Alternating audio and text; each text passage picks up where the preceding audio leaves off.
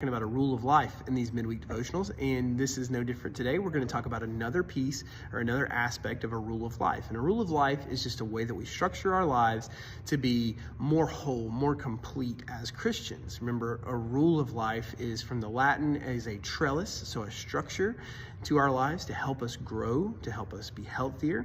And fasting is what we're talking about this week. Fasting is such an important practice, such a spiritual discipline that gets overlooked. As a matter of fact, Marjorie Thompson talks about it in Soul Feast, and she says that we fast so that the things we consume don't consume us. And I think that's just one of the greatest explanations of fasting that I've ever heard, and she just does a fantastic job of talking about that. And basically what that means is we have a human body. We are a body. You know, it's just who we are. We are in this flesh, and we do not exist outside of this flesh. So it's a part of us. And in order for this flesh to exist, we have to eat, we have to sleep, we have to do all of these things. Our body desires things, and if you're not careful, those desires can overcome, and they can become more than just, hey, I'm hungry. It can be something that actually affects your spiritual walk. So when you fast and you deny your body certain things that it desires, then you can actually start to rewire it and say, no. I don't have to have these things. As a matter of fact, all I need is God. All I need is Christ. And Christ showed us that through his temptation after fasting, is he showed us over and over and over. The flesh does not have to dictate how you live.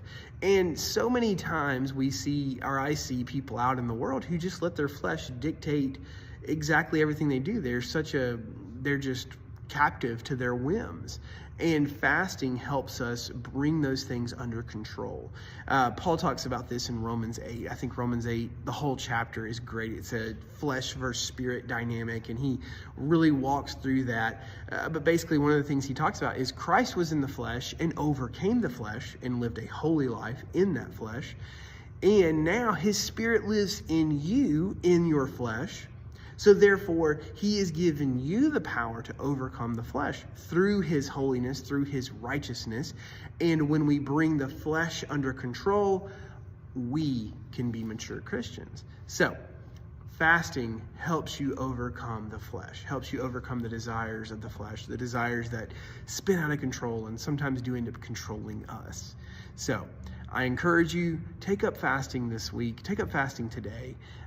You may be thinking, oh, Caleb, I can't do that. And you have a laundry list of reasons that you can't fast. But let me just tell you, you can. Start out small. Start out just fasting one meal. I encourage everybody, fast lunch. Just start there, fasting lunch, pray, seek God's face, and you would be shocked how much God can do with just a one meal fast. So that's your challenge this week. Try to fast for one meal, pray and study during that time, and see what God does. Hey, so glad you joined us. Can't wait to see you on Sunday.